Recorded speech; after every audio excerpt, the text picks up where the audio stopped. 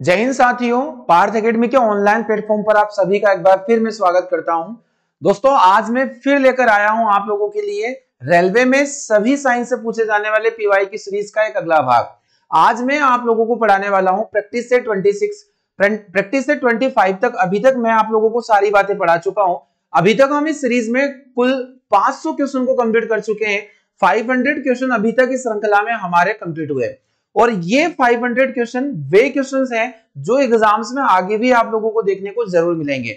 दोस्तों, ऐसा माना जाता है कि किसी भी काम में अगर लगातार बना रहा जाए या फिर कंटिन्यूअसली उस काम में लगे रहें तो उसमें सफलता हम लोगों को जरूर मिलती है। और यही दौर हम लोगों को दिखाना है, पढ़ाई लगातार करना चाहिए ताकि उसमें हम लोगों को सफलता मिल सके। इस सीरीज को हम लोग कंटिन्यू कर रहे हैं और आज मैं इसका प्रैक्टिस से 26 में आप लोगों के लिए लेकर आया हूं। चलिए बिना देर किए शुरू कर लेते हैं। आज का ये टॉप 20 क्वेश्चंस को हम लोग देख लेते हैं। कॉपी और पेन लेकर आप लोग मेरे साथ बैठ जाइए और शुरू कर लेते हैं आज का सेशन।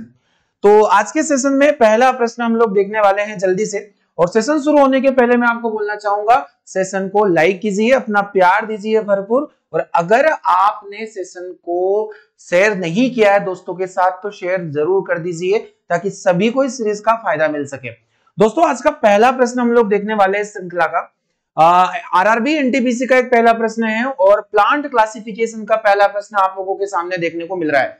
तो ध्यान पूर्वक पढ़िएगा, अच्छे से समझिएगा क्वेश्चंस को ताकि हमें आधी चीजें समझ में आ जाए। पहला प्रश्न है कि पौधों को 5 समूह में बांटा जाता है, इनमें से कौन एक नहीं है, आप लोगों को बताना है। अब दोस्तों, आप लोगों को अगर प्लांट क्लासिफिकेशन के बारे में थोड़ी बहुत जानकारी है तो आपने ये जरूर सुना होगा कि 5 भाग कौन कौन से होते हैं पौधों के। चलिए तो हम लोग समझ लेते हैं सबसे पहले कि कौन कौन से भाग हैं प्लांट के। अगर हम लोग प्लांट की बात करें तो प्लांट में सबसे पहला भाग होता है थैलोफाइटा। सबसे पहला भाग होता है थैलोफाइटा। जो पहला पार्ट होता है ये बिना पुष्प वाले प्लांट होते हैं, नॉन फ्लोरिंग प्लांट होते हैं, जो आपको ध्यान रखना है। नंबर 2 पर हम लोग बात करते हैं थैलोफाइटा के बाद आ जाता है यहाँ पर ब्रायोफाइटा। ब्रायोफाइटा का नाम आप लोगों ने जरूर सुना होगा, ब्रायोफाइटा। और नंबर 3 यहाँ पर आ जाता है टेरिडोफाइटा। टेरिडोफाइटा यहाँ पर आ जाता है टेरिडोफाइटा। ये तीनों प्लांट माने जाते हैं नॉन फ्लोरिंग प्लांट, जिन्हें हम लोग क्रिप्टोगेम्स के नाम से भी जानते हैं। यानी आपको ये समझना है कि इन पौधों में फूल नहीं पाए जाते थे, इन्हें नॉन फ्लोरिंग प्लांट के नाम से भी हम लोग जानते हैं। अगला हम लोग देखते हैं तो जो फ्लोरिंग प्लांट होते हैं, फूल वाले पौधे, इनमें आ जाता है नंबर 4 पर जिम्नोस्पर्म। ध्यान रखना है, नंबर 4 पर आ जाता है जिम्नोस्पर्म। और जिम्नोस्पर्म को हम लोग कहते हैं अनावृत बीजी पौधे। क्या कहेंगे? अनावृत बीजी पौधे। और एक आ जाता है नंबर 5 पर जिसे हम लोग कहते हैं एंजियोस्पर्म। और एंजियोस्पर्म को हम लोग क्या कहते हैं? तो एंजियोस्पर्म को हम कहते हैं आवृत बीजी पौधे, जिनके बीजों के ऊपर आवृत पाया जाता था। तो दोस्तों, आप लोगों को ये 5 भाग मैंने पढ़ा दिए और मैं आपको बोलने वाला हूं कि रेलवे की जितनी भी एग्जाम्स होती है प्लांट क्लासिफिकेशन काफी अच्छे लेवल पर पूछा जाता है। इसलिए किसी भी क्वेश्चन जो प्लांट क्लासिफिकेशन से हो आपको हल्के में नहीं लेना है, उसे बहुत अच्छे से समझ लेना है। तो आपने यहाँ पर समझा कि pteridophyta, bryophyta, Thallophyta, gymnosperm, angiosperm ये सभी प्लांट के भाग है। अब इनमें से कौन नहीं है? तो टेरिडोफाइटा हम लोगों ने देखा है, ब्रायोफाइटा भी हमने देखा है, जिम्नोस्पर्म भी देखा है। यहाँ पर प्रोटोकॉर्डेटा, इसका एक अलग ही ऑप्शन है क्योंकि ये एनिमल क्लासिफिकेशन से बिलोंग करता है। कॉर्डेटा और नॉन कॉर्डेटा के बीच की कड़ी, कॉर्डेटा और नॉन कॉर्डेटा के बीच की कड़ी, जिनमें अगर हम लोग देखें तो नोटोकॉर्ड होता था, लार्वल स्टेज में पाया जाता था। यानी कि कशेरुक प्राणी और अकशेरुक प्राणियों के बीच के जो जानवर होते थे उन्हें हम लोग प्रोटोकॉर्डेटा के अंतर्गत रखते थे, जिसमें आप लोगों को ध्यान रखना है। तो दोस्तों, ऑप्शन नंबर सी पहले प्रश्न के लिए बिल्कुल सही जवाब हो जाएगा। चलिए बढ़ते, ये अपने नोट्स में जरूर लिखें। जो बातें मैं आप लोगों को बता रहा हूं मैं वो सारे क्वेश्चन आप लोगों से डिस्कस करूंगा जो एग्जाम्स में आ चुके हैं। क्वेश्चन नंबर 2 आप सभी के सामने है, ध्यान पूर्वक देखिएगा। पक्सिनिया ग्रेमिनीस कवक से होता है, आपको बताना है पक्सिनिया ग्रेमिनीस। और आप सभी ने इसका नाम ही पहली बार सुना होगा कि ऐसा कोई कवक होता है पक्सिनिया ग्रेमिनीस। अब पौधों के अंदर रोग फैलाने वाला ये कवक है, क्योंकि कवकों के द्वारा जितने भी माइक्रो ऑर्गेनिज्म होते हैं, कवकों के द्वारा हमारे अंदर भी रोग होते हैं और पौधों के अंदर भी रोग होते हैं। प्लांट्स के अंदर कई प्रकार के डिसीज आप लोगों को देखने को मिलते हैं। जैसे ये सभी जो रोग हैं ये पादपों में होते हैं और पादपों में ये कवकों के द्वारा होते हैं। जैसे आपने गन्ने को खाते समय देखा होगा, उसके अंदर लाल धारियां मिलती है, रेड लाइन मिलती है, जिसे हम लोग बोलते हैं गन्ने का लाल सड़न रोग, यानी कि red rot of sugarcane. ये भी कवक के द्वारा होता है। कवक के द्वारा होता है। अगला हम लोग देखिए मनुष्य में दांत, तो मनुष्य में दांत जो होता है ये ट्राइकोफाइटा लेरुकोसम नाम के कवक से होता है, ये भी एक कवक से होता है ना, जिसे हम लोग रिंगवॉर्म कहते हैं। आलू में लेड ब्लाइट डिसीज, ये भी कवक के द्वारा होता है, और गेहूं में ब्लैक रस्ट डिसीज। तो हमारे द्वारा यहाँ पर पूछा जा रहा है कि एक कवक का नाम है पक्सिनिया ग्रेमिनिस। अब ये पक्सिनिया नाम का कवक गेहूं के अंदर एक रोग फैलाता है, उसका नाम होता है ब्लैक रस्ट डिसीज, यानी कि गेहूं के अंदर काला कट्टू रोग, इसको हम लोग कहते हैं काला कट्टू रोग के नाम से भी इसको जाना जाता है। आप लिख लीजिएगा कि किसे काला कट्टू रोग के नाम से जाना जाता है, तो गेहूं में काला कट्टू रोग, इस रोग को कहा जाता है ब्लैक रस्ट डिसीज। देखिए जो रस्ट नाम के जितने भी डिसीज आते हैं वो कवकों के द्वारा ही होते हैं, आपको ध्यान रखना है। रस्ट जितने भी कवक होंगे, जो रोग होंगे, ये सब किससे होंगे, कवकों से। और मोजेक अगर कहीं देखने को मिले तो वो वायरस से होने वाले रोग होते हैं। तो दोस्तों आपको कमेंट बॉक्स में जाना है, मुझे कवक का नाम बताना है कि गेहूं के अंदर जो सुगरकेन होता है उसमें रेड रोड डिसीज किस कवक से होता है। मनुष्य में दांत का मैंने आपको बता दिया। आलू में लेड ब्लाइट डिसीज किस कवक से होता है, कवकों का नाम आपको जरूर याद रखना है। क्वेश्चन नंबर 3 की ओर बढ़ते हैं। इसके लिए सही जवाब हम लोगों ने देख लिया है, ऑप्शन नंबर डी, यानी ब्लैक लस्टर इन व्हीट जो होगा वो किससे होगा, पक्सिनिया ग्रेमिनिस से। इसको आप याद कैसे रख सकते हैं, मैं छोटा सा हिंट दे रहा हूं कि जो गेहूं होता है वो ग्रेमिनी कुल का पौधा होता है, गेहूं ग्रेमिनी कुल का पौधा होता है, इसे से आप याद रख सकते हैं पक्सिनिया ग्रेमिनिस। चलिए क्वेश्चन नंबर 3 को देख लेते हैं। इनमें से किसे पादप जगत का उभयचर कहा जाता है। उभयचर यानी कि amphibians of plant kingdom, NTPC 2021 में पूछा गया है सीबीटी फर्स्ट में। दोस्तों काफी शानदार प्रश्न है और जल्दी से इस प्रश्न का मुझे आप जवाब दीजिए कि किसे पादप जगत का उभयचर कहा जाता है, उभयचर के नाम से कौन जाना जाता है। दोस्तों आप लोगों को ने देखा होगा कि उभयचर अगर एनिमल में हम लोग देखें तो मेंढक, यानी कि मेंढक को हम लोग उभयचर कहते हैं, जो जल और थल दोनों में पाए जाते हैं। ये एनिमल की बात हुई, एनिमल किंगडम की बात हुई, पर क्या प्लांट में भी ऐसे पौधे हुए जो जल में और थल में दोनों जगहों पर पाए जाते थे। तो बिल्कुल सही बात है, मैं आपको इसी की जानकारी देने वाला हूं। हमने ये पढ़ा कि सबसे पहला जो प्लांट थे वो थे थैलोफाइटा के अंतर्गत, थैलोफाइटा के अंतर्गत पहले पादप माने गए। और इसी थैलोफाइटा से विकसित हुए कौन, ब्रायोफाइटा, यानी कि पॉइंट नंबर 2 पर हम लोग पढ़ेंगे ब्रायोफाइटा। और मैं आपको बता दूं कि जितने भी थैलोफाइटा प्लांट थे, ये थैलोफाइटा प्लांट सारे के सारे एक्वस प्लांट माने जाते थे, जली पौधे माने जाते थे। ये जल में ही पाए जाते थे, नमयुक्त स्थान पर, यानी कि नमी वाले भागों में ये पाए जाते थे। परंतु ध्यान रखना है कि यहाँ जो ब्रायोफाइटा प्लांट होते थे, ये ब्रायोफाइटा प्लांट जल में और स्थल भाग में प्रथम स्थलीय पादप, इन्हें हम लोग कह सकते हैं कि फर्स्ट टेरेस्ट्रियल प्लांट भी ब्रायोफाइटा को माना जाता है। इसकी वजह है कि ये पहली बार जमीन पर उगे, ये ध्यान रखना है। पर ये सक्सेस नहीं हो पाए, सक्सेस इसलिए नहीं हो पाए कि इन्हें जल की आवश्यकता होती थी निषेचन के लिए, यानी फर्टिलाइजेशन के लिए इन्हें पानी की आवश्यकता होती थी।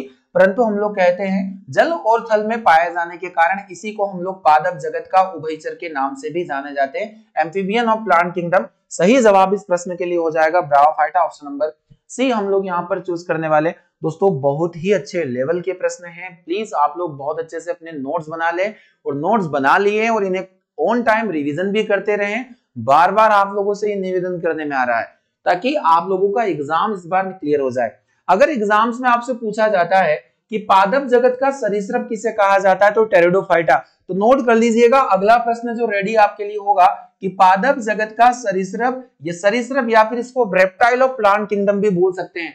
रेप्टाइल ऑफ प्लांट किंगडम किसको कहा जाता है, टेरिडोफाइटा को कहा जाता है। दोस्तों मोस्ट इंपोर्टेंट फैक्ट यहां पर मैंने आपको बताया। क्वेश्चन नंबर 4 थे कि मानव शरीर के किस भाग में अंकुर, अंकुर जिसे हम लोग विलीज के नाम से जानते हैं, मौजूद रहते हैं। देखिए अब आप लोगों ने जरूर ये प्रश्न पढ़ा होगा, पहले भी कई बार एग्जाम में आ गया है और अपडेटेड क्वेश्चन है, क्योंकि 28/9/2022 में पूछा गया क्वेश्चन है ग्रुप डी के एग्जाम्स में। मैं शिफ्ट के नेम इसलिए आप लोगों के सामने रख रहा हूं ताकि आपको इस बात का अंदाजा हो कि ये किस एग्जाम में पूछा गया है। मैं प्योर रेलवे के ही क्वेश्चन आप लोगों को करवा रहा हूं, वो पैटर्न आप लोगों को पढ़ा रहा हूं जो रेलवे में पूछा जाता है। तो दोस्तों इस प्रकार के प्रश्न बनते हैं कि मानव शरीर के किस भाग में अंकुर, अंकुर यानी कि इसे हम लोग रसांकुर बोलते हैं, और इसका एक नाम होता है माइक्रोविली या फिर माइक्रोविलाई। रसांकुर का मतलब क्या होता है इसको भी हम लोग समझ लेते हैं। देखिए ये जो अंकुर होते हैं, विली होते हैं, हमारी छोटी आंत में पाए जाते हैं। छोटी आंत की दीवारों पर उंगली नुमा ऐसे प्रवर्ध होते हैं, उंगली नुमा प्रवर्ध होते हैं, और इन प्रवर्धों के बीच से खाना गुजरता है और खाने का अवशोषण होता है। तो ये जो प्रवर्ध होते हैं ये हमारे रक्त वाहिनियों से जुड़े रहते हैं, खाने का एब्जॉर्प्शन यहीं से होता है। तो हमारी जो माइक्रोविली है या विली पाई जाती है, छोटी आंत में पाई जाती है, जिसके थ्रू खाने का क्या होता है, अवशोषण होता है, एब्जॉर्प्शन होता है। अच्छी चीजों को हमारी आंतें हैं वो गेन कर लेती है। तो सही जवाब हो जाएगा स्मॉल इंटेस्टाइन, यानी कि छोटी आंत में इसका सही जवाब हो जाएगा। दोस्तों विलीज एग्जाम में कई बार आ चुका है, इस बार भी पूछा जाएगा। अंगुली नुमा प्रवर्ध किसमें पाए जाते हैं, छोटी आंत में पाए जाते हैं। अगला क्वेश्चन हमारे सामने है कि जड़ों की जल अवशोषित करने वाली अधिचर्म यानी water absorbing epidermis of root, group D का क्वेश्चन है। देखिए प्लांट से काफी अच्छे लेवल के क्वेश्चन देखने को मिले हैं रेलवे में, तो हमें बहुत अच्छे से पढ़ लेना है ताकि समस्या किसी प्रकार की ना आए आपके एग्जाम्स में। तो यहां पर बोला गया है जड़ों द्वारा जल अवशोषित। अब आप लोगों को ये पता होगा कि जड़ें जो जल अवशोषित करती है यह परासरण प्रक्रिया के द्वारा करती है, और जड़ों में जो ऊपर तक जल ले जाया जाता है वो किस घटना के द्वारा ले जाया जाता है, केशिकत्व की घटना के कारण, यानी कि कैपिलरिज्म की वजह से ऊपर तक जल ले जाया जाता है। तो यहां हमसे ये बातें नहीं पूछी गई है। जल अवशोषित करने वाली एपिडर्मिस, एपिडर्मिस मान लीजिए ये रूट है, और इस रूट में आप लोगों को बाहरी त्वचा में ऐसे बहुत सारे छोटे छोटे रूट हेयर देखने को मिलेंगे, मूल रोम देखने को मिलेंगे। ये क्या करते हैं, अवशोषण की सतह को बढ़ा देते हैं कि अभी जो मिनरल्स इस वाले पार्ट से गेन हो रहा था अब वो लगभग पूरे क्षेत्र से गेन होगा, और यही काम होता है हमारी सेकेंडरी रूट का, जो पतले छोटे छोटे रूट हेयर होते हैं। तो ये क्या करते हैं, अवशोषण के लिए उपलब्ध सतह क्षेत्र में वृद्धि करते हैं। मेरे हिसाब से इसका ऑप्शन नंबर ए पर ही हम लोग जाएंगे। ऑप्शन नंबर ए हमारे लिए बिल्कुल सही जवाब होगा। चलिए इसके और भी ऑप्शन हम लोग पढ़ लेते हैं। यहाँ पर प्रकाश संश्लेषण, तो जड़ों में फोटोसिंथेसिस नहीं होता है, वाष्पोत्सर्जन पत्तियों का काम होता है, और ये लोकोमोशन, तो लोकोमोशन जड़ों द्वारा नहीं होता है। दोस्तों ये देखो हमारा जो करेक्ट आंसर होता है ना वो हमारे 4 ऑप्शन में अलग ही हमें नजर आता है। हमें केवल पहचानने का थोड़ा बहुत तरीका होना चाहिए। अगर आपको किसी पर्टिकुलर टॉपिक को लेकर थोड़ा भी ज्ञान है तो आप वहां से ऑप्शन को एलिमिनेट कर सकते हैं, हटा सकते हैं। ऑप्शन आप 50-50 पर भी जा सकते हैं ताकि आपको थोड़ी आसानी वहां पर जरूर देखने को मिलेगी। दोस्तों अगले क्वेश्चन की तरफ हम लोग बढ़ेंगे। अवशोषण की सतह को बढ़ाना इसका आंसर था। क्वेश्चन नंबर 6 है, खाना बनाने एवं स्वाद हेतु प्रयोग किया जाने वाला अदरक, जिंजर एक राइजोम है। देखिए राइजोम एग्जाम में पूछा जाता है कि अदरक क्या है, तो अदरक एक मॉडिफिकेशन फॉर्म होता है, एक रूपांतरण होता है राइजोम। राइजोम यानी कि तने का। हम लोग हल्दी, अदरक और खाते हैं, और ये सभी के सभी एडिबल स्टेम होते हैं। दोस्तों ध्यान रखना है एडिबल स्टेम होते हैं। तो एनटीपीसी सीबीटी फर्स्ट में ये क्वेश्चन पूछा गया है, और कई एग्जाम में भी ये क्वेश्चन पूछा जा चुका है कि अदरक क्या है। तो अदरक एक प्रकार का तना है, और कैसा तना है, खाद्य युक्त यानी कि एडिबल स्टेम, और अदरक के इस तने के रूपांतरण को हम लोग राइजोम के नाम से जानते हैं। दोस्तों ध्यान रखना है, तो खाना बनाने और स्वाद हेतु प्रयोग किए जाने वाला अदरक एक राइजोम भूमिगत तना होता है। दोस्तों ध्यान रखना है, जड़ नहीं होगा, तो भूमिगत तना अंडरग्राउंड स्टेम इसका बिल्कुल सही होगा। अब मुझे कमेंट बॉक्स ओपन कीजिएगा, मैं वेरी इंपॉर्टेंट फैक्ट आप लोगों को बता रहा हूं और उसका जवाब आप मुझे दीजिएगा। नंबर 1 पर हम लोगों ने पढ़ा कि जो राइजोम होता है, राइजोम, ये राइजोम इसका एक एग्जाम्पल हो गया। आपको मुझे और भी बताना है कि ये प्रकंद क्या होता है, ये कंद क्या होता है, और घनकंद क्या होता है। घनकंद क्या होता है, यानी इसे हम लोग कहते हैं कॉर्न, है ना। और कंद वगैरह भी, बल्ब आप लोगों ने नाम सुना होगा कि बल्ब किसका मॉडिफिकेशन होता है, और एक प्रकंद भी हम लोगों ने पढ़ लिया है। तो ये सारे फैक्ट मुझे आप कमेंट बॉक्स में जाकर जरूर बताएं। यहां से एक प्रश्न आप लोगों से पूछा जा सकता है। क्वेश्चन यहां से ये भी बनता है कि प्याज और लहसुन क्या है, इन दोनों में से आपको बताना है। प्याज और लहसुन यानी गार्लिक एंड ऑनियन किसका एक मॉडिफिकेशन है, क्या ये जड़ है या तना है, आपको मुझे जवाब देना है। तो दोस्तों हल्दी, अदरक ये सभी तने का एक रूपांतरण होते हैं, और अदरक एक भूमिगत एडिबल स्टेम माना जाता है, ध्यान रखना है। अगला क्वेश्चन है क्वेश्चन नंबर 7, लुईस पाश्चर को किस खोज के लिए जाना जाता है। एनटीपीसी का एक शानदार सा प्रश्न आप सभी के सामने। लुईस पाश्चर, आप लोगों ने लुईस पाश्चर का नाम जरूर सुना होगा। लुईस पाश्चर का नाम आप लोगों ने पाश्चुरीकरण की प्रक्रिया में सुना होगा कि इन्होंने पाश्चुरीकरण की प्रक्रिया को बनाया था। और पाश्चुरीकरण की प्रक्रिया क्या होती, दूध को अलग अलग टेम्परेचर पर ठंडा करने पर दूध को लंबे समय तक सुरक्षित रखा जा सकता है, खराब होने से बचाया जा सकता है। तो पाश्चराइजेशन की खोज किसने की थी? लुईस पाश्चर के द्वारा की गई थी। दोस्तों यहाँ किस खोज के लिए जाना जाता है? पर यहाँ पाश्चराइजेशन नहीं है, आपको अलग ही हटके कुछ ऑप्शन देके रखे। पहला ऑप्शन है पोलियो का टीका। तो दोस्तों पोलियो वैक्सीन की खोज की थी जॉन सॉल्क ने। किसने की थी? जॉन सॉल्क के द्वारा पोलियो वैक्सीन की खोज की गई थी, जॉन सॉल्क। अब यहाँ पर ओपीवी और आईपीवी ये दो वैक्सीन होती है पोलियो में, इंजेक्टेबल पोलियो वैक्सीन, तो ये जॉन सॉल्क ने खोजी थी। और ओरल पोलियो वैक्सीन जो दो, जैसे हम लोग अभी ड्रॉपलेट के फॉर्म में देते हैं 2 बूंद जिंदगी की, तो आपको ध्यान रखना है ये अभियान संबंधित है पोलियो से। तो आपको ध्यान रखना है कि पोलियो ओरल पोलियो वैक्सीन है, ये अल्बर्ट साबिन के द्वारा खोजी गई थी, अल्बर्ट साबिन के द्वारा, अल्बर्ट साबिन, इसीलिए इसे साबिन वैक्सीन के नाम से जाना जाता है। तो जॉन सॉल्क ने इंजेक्टेबल जो इंजेक्शन के थ्रू दी जाती थी और ओरल दी जाने वाली पोलियो वैक्सीन जो होती है अल्बर्ट साबिन के द्वारा खोजी गई है। अगर हम लोग बात करते हैं छोटी यानी चेचक, चिकन पॉक्स यहाँ पर आ रहा है और स्मॉल पॉक्स भी यहाँ पर आ रहा है, तो ये दोनों जो होते हैं वेरिएला और वेरिसोला वायरस के द्वारा होते हैं। और आपको पता है जो चेचक है दुनिया का पहला टीका है और इसे एडवर्ड जेनर ने खोजा था, एडवर्ड जेनर ने। अब हमारे पास एक ही ऑप्शन बचता है दोस्तों, ध्यान रखना है, वो है रेबीज का टीका, रेबीज का टीका। और रेबीज के टीके की खोज की थी किसके द्वारा? लुईस पाश्चर के द्वारा, लुईस पाश्चर के द्वारा रेबीज के टीके की खोज की थी। तो दोस्तों जो रेबीज होता है वो रेब्डो वायरस से होने वाला एक रोग है, रेब्डो वायरस से होने वाला एक रोग है, ये वायरल डिसीज है, वायरस से होने वाला रोग है। हाइड्रोफोबिया आप लोगों ने नाम सुना होगा, जल से डर लगना, जलातंक भी इसको हम लोग कहते हैं। तो पागल कुत्तों के काटने से या कोई भी पागल जानवर के काटने से रेबीज नाम का रोग हो जाता है। दोस्तों सही जवाब हो जाएगा हमारे लिए ऑप्शन नंबर डी। एग्जाम्स में काफी बार ये प्रश्न पूछा जा चुका है कि लुईस पाश्चर के द्वारा रेबीज के टीके की खोज की गई थी। अगला क्वेश्चन हमारे सामने है क्वेश्चन नंबर 8, जल की कठोरता की जाती है का उपयोग किससे दूर की जाती है आपको बताना है। Hardness of water remove by. तो आपसे पूछा गया कि जल की कठोरता। अब मैं आपसे पूछूंगा कि जल 2 प्रकार का होता है, कठोर जल और होता है मृदु जल। दोस्तों कठोर जल का मतलब जल के अंदर कठोरता आती है किन 2 आयनों की वजह से? तो कैल्शियम और मैग्नीशियम आयन की वजह से जल के अंदर कठोरता आती है, ये इंपॉर्टेंट फैक्ट है।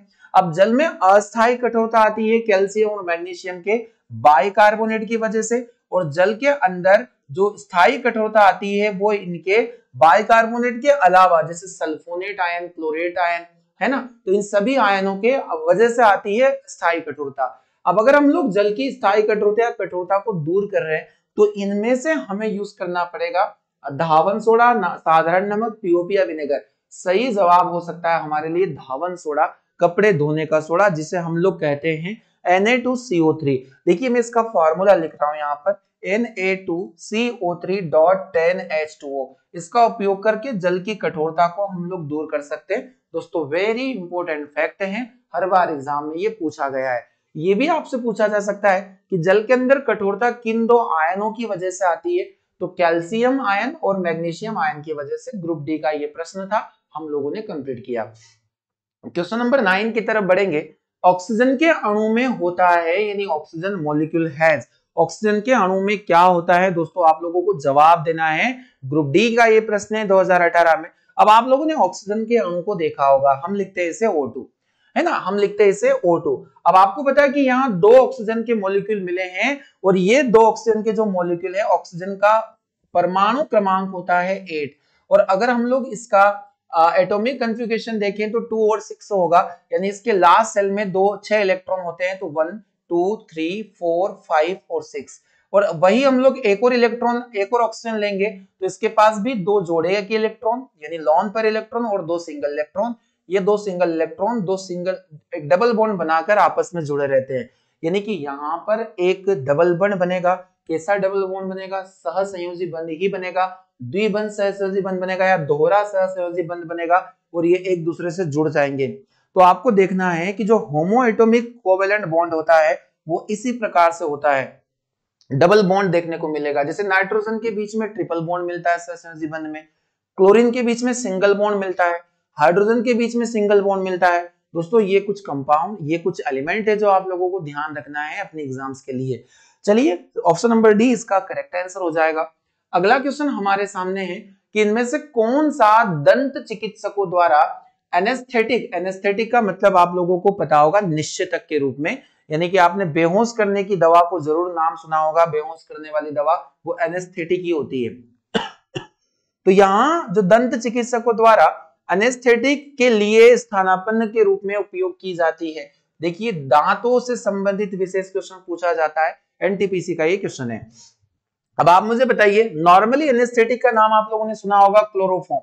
क्लोरोफॉर्म का नाम सभी ने सुन के रखा होगा, CHCHCl3।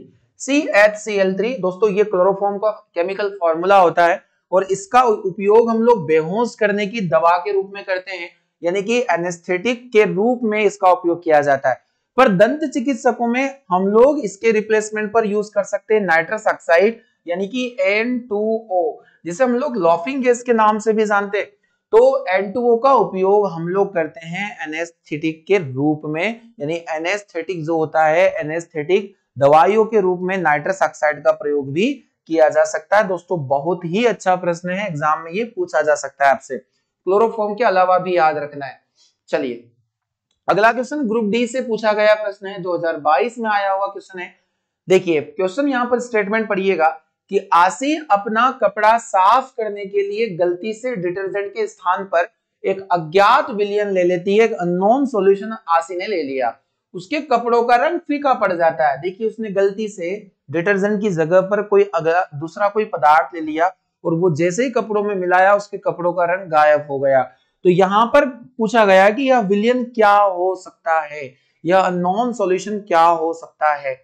देखिए आप लोगों ने एक प्रक्रिया का नाम सुना होगा कि रंगीन वस्तुओं को रंगहीन वस्तुओं में बदलना, रंगीन वस्तुओं को कलरफुल को कलरलेस ऑब्जेक्ट में कन्वर्ट करना, और इस प्रोसेस को हम लोग विरंजन क्रिया ब्लीचिंग प्रोसेस के नाम से जानते हैं। और ये ब्लीचिंग प्रोसेस ब्लीचिंग पाउडर के द्वारा करवाई जाती है, उससे प्राप्त नेसेंट क्लोरीन से। जो क्लोरीन होता है विरंजन क्रिया का, विरंजन चूर्ण का। तो आप मुझे बताइए कि जो विरंजक चूर्ण होता है, विरंजक चूर्ण यानी ब्लीचिंग पाउडर इसका सही जवाब होगा। इसका केमिकल फॉर्मूला होता है CaOCl2, यानी इसे हम कैल्शियम हाइपोक्लोराइड या कैल्शियम ऑक्सीक्लोराइड के नाम से भी जानते हैं, या ब्लीचिंग पाउडर के नाम से भी इसको हम जान सकते हैं, विरंजक चूर्ण। तो दोस्तों रंगीन पदार्थों को रंगहीन बनाने के लिए ब्लीचिंग प्रोसेस करवाई जाती है, उसमें ब्लीचिंग पाउडर का ही उपयोग किया जाता है। और ध्यान रखना है ब्लीचिंग पाउडर का एक उपयोग और है, जो जल है उसको शुद्ध बनाने में भी इसका उपयोग किया जाता है। दोस्तों वेरी इंपॉर्टेंट फैक्ट है जो मैंने आपसे डिस्कस किया। चलिए अगला क्वेश्चन है, इस प्रकार के प्रश्न पूछे जाते हैं, बेकिंग पाउडर में किसका उपयोग किया जाता है? बेकिंग पाउडर, अभी हमने ब्लीचिंग पाउडर सुना है, ब्लीचिंग सोडा हमने सुना है, ब्लीचिंग पाउडर, ये बेकिंग सोडा है, बेकिंग पाउडर है। देखिए बेकिंग सोडे और बेकिंग पाउडर में बहुत फर्क है, आपको ध्यान रखना है, थोड़ा डिफरेंट होता है, ये दोनों अलग अलग चीजें हैं। कई स्टूडेंट इन्हें एक समझ बैठते हैं, जो इनकी सबसे बड़ी गलती है। ग्रुप डी का ये प्रश्न है 2022 में पूछा गया कि baking powder is a mixture of, baking powder को बनाने के लिए, देखिए बेकिंग पाउडर का उपयोग हम लोग बेकरी उद्योग में करते हैं। जितनी भी बेकरी यानी केक, ब्रेड और इनमें अपेक्षाकृत इनको फुलाने के लिए हम लोग बेकरी उद्योग में किसका उपयोग करते हैं? तो हम लोग उपयोग करते हैं बेकिंग पाउडर का। अब ये बेकिंग पाउडर बेकिंग सोडे से ही बनाया जाता है, पर आपको चारों ऑप्शन में बेकिंग सोडा, इस बेकिंग सोडे में साथ में क्या मिलाया जाएगा? तो मैं आपको बता दूं, बेकिंग सोडे में साथ में मिलाया जाता है टार्टरिक अम्ल। क्या मिलाया जाता है दोस्तों? टार्टरिक अम्ल। आपको सीधा ध्यान रखना है ये प्रश्न, टार्टरिक अम्ल इसके अंदर मिलाया जाता है। अब यहाँ पर टार्टरिक अम्ल नहीं दिया, तो टार्टरिक अम्ल एक हल्का खाने जाने वाला अम्ल होता है, क्योंकि आपने सुना होगा कि इमली में कौन सा अम्ल पाया जाता है? तो इमली में टार्टरिक अम्ल ही पाया जाता है ना, ध्यान रखना है।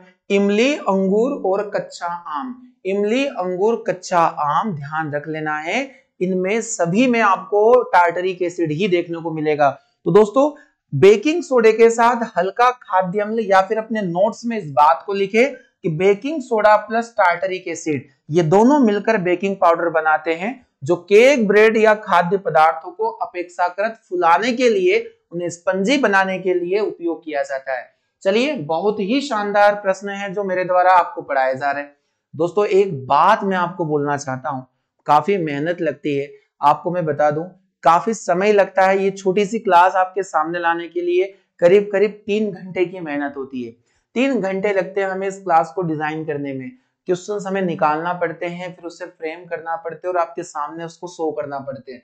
तो दोस्तों इतनी मेहनत के लिए एक छोटा सा प्यार आपका चाहिए कि सेशन को जितने आपके दोस्त है पढ़ने वाले, आज सभी को भरपूर मात्रा में शेयर करो, सभी को फायदा मिले हम चाहते हैं। और ये सेशन आप लोगों के लिए फ्री ऑफ कॉस्ट मिल रहा है। और यही सेशन जब पेड होते हैं तो बच्चे उन्हें खरीदते हैं। और दूसरी बात रही कि हम लोग रियल पढ़ाते हैं, हम लोग कभी भी आप लोगों को फालतू चीजें नहीं बताते हैं, केवल हम लोगों ने कंटेंट पर ध्यान दिया है, फालतू चीजों पर ध्यान नहीं दिया है। तो दोस्तों ऐसे सेशन को तो आप लोगों को प्रमोट करना ही चाहिए और काफी हेल्पफुल सेशन रहेगा। आप एग्जाम में बैठिएगा, आप लोगों को पता चलेगा। चलिए, तो अगला जो क्वेश्चन आ रहा है वो आरआरबी जेईई से क्वेश्चन आ रहा है। सीबीटी 2 में क्वेश्चन पूछा गया है। देखिएगा, धावन सोडे का सही सूत्र क्या है। मैंने आपको आज ही के सेशन में इसको डिस्कस किया है कि धावन सोडा कई बार एग्जाम में आ चुका है और ये प्रश्न भी पूछा जाता है कि धावन सोडे में जल के अणुओं की संख्या कितनी होती है। जल के अणु की संख्या कितनी होती है, तो जल के अणु की संख्या होती है 10, यानी कि 10H2O इसमें होता है। तो आपके लिए सही जवाब हो जाएगा Na2CO3 Na2CO3.10H2O। 10H2O धावन सोडे का सही सूत्र माना जाता है। दोस्तों लिख लीजिएगा अपने नोट्स में, बार बार आपको बोलना ना पड़े, लिखने में लापरवाही ना करें, नोट्स बनेंगे तो प्रॉपर वे में आप लोगों की पढ़ाई होगी। चलिए अगला क्वेश्चन है 14। प्लास्टर ऑफ पेरिस का उपयोग किया जाता है, नहीं किया जाता। आपसे पूछा प्लास्टर ऑफ पेरिस का उपयोग नहीं किया जाता है, किस फील्ड में नहीं किया जाता। प्लास्टर ऑफ पेरिस का नाम आप लोगों ने जरूर सुना होगा। इसे शॉर्ट टर्म में हम लोग पीओपी के नाम से जानते हैं। इसका केमिकल फॉर्मूला होता है CaSO4.12H2O और इसका नाम हो जाता है calcium sulphate hemihydrate. Calcium sulphate hemihydrate. Calcium sulphate hemihydrate अपने नोट्स में जरूर इस बात को आप लोग लिख लें। कैल्शियम सल्फेट हेमीहाइड्रेट को हम लोग क्या कहते हैं, पीओपी, यानी कि प्लास्टर ऑफ पेरिस, जिसे जिप्सम को 100 डिग्री सेल्सियस पर गर्म करने पर बनाया जाता है। जिप्सम होता है CaSO4.2H2O, कैल्शियम सल्फेट, और यहां हो जाएगा हेमीहाइड्रेट। तो देखिए पीओपी का उपयोग हम लोग खिलौने बनाने में भी करते हैं। आप लोगों ने जो टूटी हड्डियां होती है और जो प्लास्टर चढ़ता है वो भी पीओपी होता है। तो टूटी हड्डियों को सहारा देने के लिए और भवन निर्माण में भी पीओपी करवाते हैं, तो वहां पर भी हम लोग पीओपी को देखते हैं।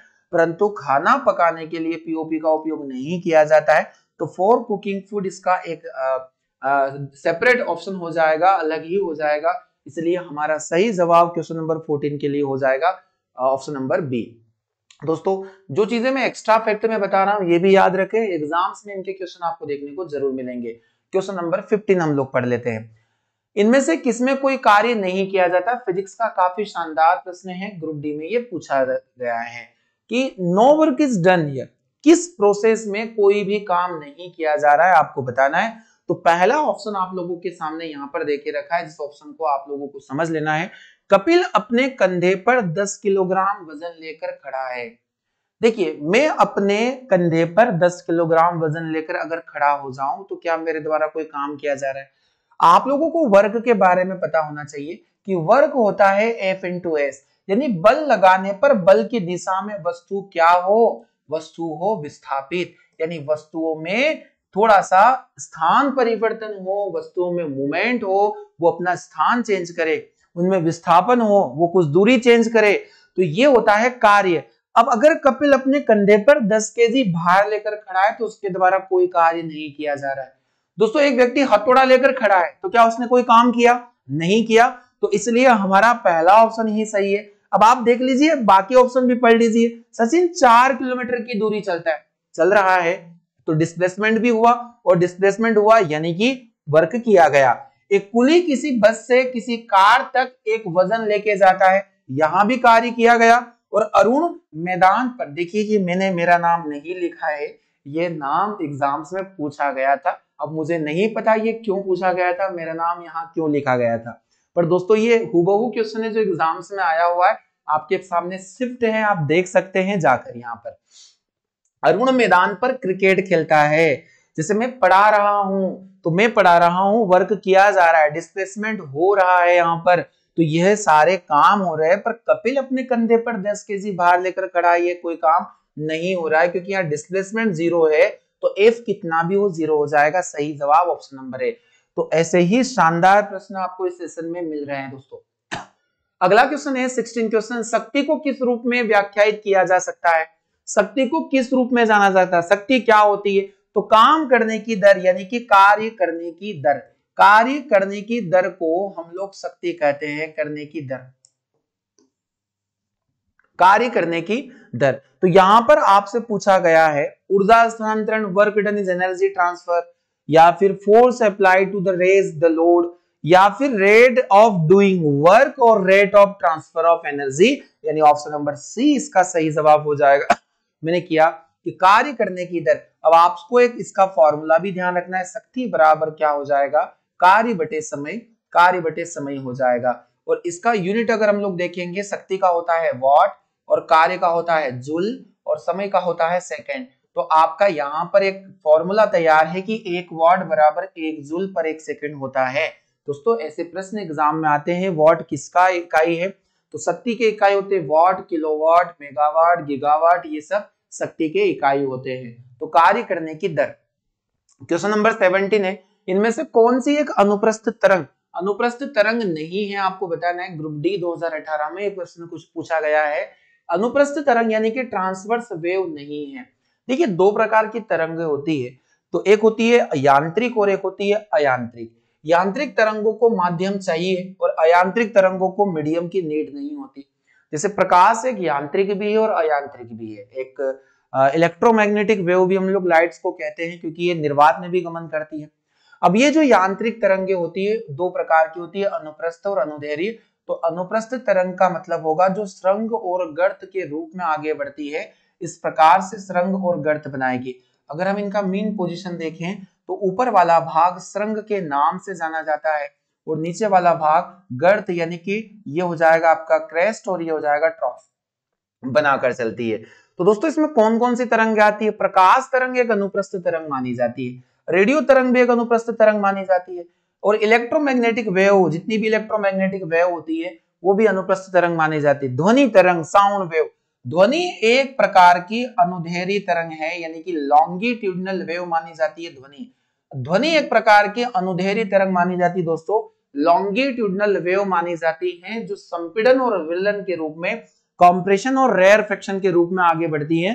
ध्यान रखना है इस बात को, जो सुरंग और गर्त के रूप में गति करे वो अनुप्रस्थ तरंग, जो संपीड़न और विलयन के रूप में यानी कि कॉम्प्रेशन और रेयरफेक्शन विलयन के रूप में गति करे, विलयन के रूप में गति करे, उन्हें हम लोग अनुदैर्घ्य तरंग के नाम से जानेंगे। और अनुदैर्घ्य तरंगों में एकमात्र एग्जाम्पल मैंने बताया है ध्वनि तरंग। ध्वनि एक लॉन्गिट्यूडनल वेव होती है दोस्तों, ध्यान रखना है। क्वेश्चन नंबर 18, तो सही जवाब हो जाएगा 17 के लिए option number D. Question number 18 आप सभी के सामने, फ्यूज के रूप में प्रयुक्त तंतु से अत्यधिक धारा प्रवाहित होने पर वह हो जाएगा, आपको बताना है। देखिए फ्यूज तार का नाम आप लोगों ने जरूर सुना होगा, फ्यूज तार का नाम जरूर सुना होगा। जो फ्यूज तार होता है वो लेड और टीन से मिलकर बना होता है, लेड और टीन से मिलकर बना होता है। लेड और टीन यानी कि Pb प्लस Sn से मिलकर बना होता है फ्यूज तार। दोस्तों ये क्या होता है? तो फ्यूज तार को हम लोग यूज करते हैं हमारे इलेक्ट्रिक अप्लायंस को जलने से बचाने के लिए। यह एक पतला सा महीन तार होता है, अगर वोल्टेज बढ़ता है तो ये तार तुरंत पिघल जाता है। ये पिघल क्यों जाता है? क्योंकि इसका लो मेल्टिंग पॉइंट होता है, निम्न गलनांक होता है और हाई रेजिस्टेंस होता है, यानी कि उच्च प्रतिरोध होता है, उच्च प्रतिरोध होता है। दोस्तों इस बात को आप लोगों को समझना है, निम्न गलनांक और उच्च प्रतिरोध का ये तार होता है। सही जवाब, तो फ्यूज तार क्या होगा? गर्म हो जाता है, गल जाता है, तो ये हो जाएगा गर्म। अत्यधिक धारा अगर प्रवाहित होती है तो वो गल जाएगा यानी कि मेल्ट हो जाएगा, मेल्ट हो जाएगा। दोस्तों ध्यान रखना है किससे बना होता है? तो लेड और टीन से मिलकर फ्यूज तार बनता है, Pb और Sn। मोस्ट इंपोर्टेंट फैक्ट है। क्वेश्चन नंबर 19 आप सभी के सामने, आकाश का नीला रंग इनमें से किसके कारण दिखाई देता है? आपको बताना है। एनटीपीसी 2021 में पूछा गया प्रश्न है। दोस्तों सच में आप लोगों को क्वेश्चन समझ में आ रहे हैं, और समझ में आ रहे हैं ना आप लाइक करते हो, केवल सेशन देख लेते हो। आपका इतना तो कर्तव्य बनता है कि जिस सेशन से आप लोगों को इतना सारा कंटेंट मिल रहा है उसको जरा सा प्यार आप लोग दीजिए, सेशन को लाइक किया करें। लाइक नहीं करने से हमें मोटिवेशन कैसे मिलेगा, आप मुझे बताइए। आपसे हमने किसी प्रकार की कोई डिमांड नहीं रखी अभी तक, आपसे केवल एक ही डिमांड रखी कि आप सेशन को ज्यादा से ज्यादा प्यार दिया करें। ये सारी चीजें आप लोगों को हम लोग मेहनत इसलिए कर रहे हैं कि बस आप निकले इस बार रेलवे पार, हमारा यही सपना है। चलिए, आकाश का नीला रंग, तो आप सभी को पता है कि हमारे पास जो दृश्य प्रकाश होता है यानी कि विजिबल लाइट होता है, जिसमें हम बेजानी हप्पी नाला को देखते हैं, जिसमें बैंगनी, जामुनी, नीला, हरा, पीला ये सभी आते हैं। तो ये जो नीचे वाली प्रकाश होते हैं, लाइट होते हैं, इनका डेविएशन बहुत ज्यादा होता है, यानी कि ये फैलते जाता है। ये चलते कम है क्योंकि इनका वेवलेंथ कम होता है, इनमें लेमड़ा का वैल्यू कम होता है, इनका तरंगदैर्घ्य का वैल्यू कम होता है और इनका विचलन ज्यादा होगा, डेविएशन ज्यादा होगा। तो ये क्या करते हैं, फैलते ज्यादा है। अब ये इतने ज्यादा फैल जाते हैं कि दिखाई नहीं देते, पर धूल मिट्टी के कणों से जो नीला प्रकाश होता है वो पूरे हमारे वायुमंडल के द्वारा फैल जाता है, इसलिए हमें आसमान या आकाश का रंग जो है नीला दिखता है। और अंतरिक्ष यात्री को आकाश कैसा दिखेगा, तो काला दिखेगा, क्योंकि अगर हम लोग देखें तो असल में ये नीले रंग का आकाश कहीं है ही नहीं, क्योंकि ये तो प्रकाश का एक भ्रम है, एक घटना है। तो दोस्तों सही जवाब हो जाएगा प्रकाश का प्रकीर्णन, स्कैटरिंग ऑफ लाइट, इसका सही जवाब होगा। आज का अंतिम प्रश्न है आप सभी के सामने, जो कई सारे एग्जाम्स में पूछा जा चुका है। चलिए इसको हम लोग पढ़ लेते हैं। How does a blotting paper absorb ink? एक ब्लॉटिंग पेपर इंक कैसे सोखता है, आपको बताना है। अब आपको मैं बता देता हूं कि ब्लॉटिंग पेपर का जो वर्क होता है वो कैपिलरिज्म से रिलेटेड होता है। आपने सरफेस टेंशन एक टॉपिक पढ़ा होगा, केशिकत्व की घटना, और इस केशिकत्व की घटना से संबंधित होता है ब्लॉटिंग पेपर। जब स्याही गिर जाती है तो इस पेपर को हम वहां रखते हैं, कैपिलरिज्म के थ्रू ये पानी ऊपर चढ़ जाता है। जैसे आपने केस नली का नाम सुना होगा, द्रव में डुबोते हैं तो इसमें द्रव का जो जल का स्तर होता है सामान्य द्रव से थोड़ा ऊपर हो जाता है। तो शाही सोखना केशिका या कैपिलरी की क्रिया के कारण हो जाएगा, बाय कैपिलरिज्म यानी कि capillary action. Most important fact है क्वेश्चन नंबर 20 के लिए, सही जवाब हो जाएगा बी। तो दोस्तों आज का सेशन हमारा कंप्लीट हुआ। प्रैक्टिस सेट 26 मैंने आप लोगों को पढ़ा दिए हैं, तो आप सभी से बहुत अच्छे से देखें, इनके नोट्स बना ले। आज के सेशन में हम लोग इतना ही पढ़ते हैं, मिलते हैं हम लोग कल अगले सेशन में प्रैक्टिस सेट 27 के साथ। तब तक अपना ख्याल रखें और अपनी अच्छे से पढ़ाई करते रहें। आप सभी का बहुत बहुत धन्यवाद।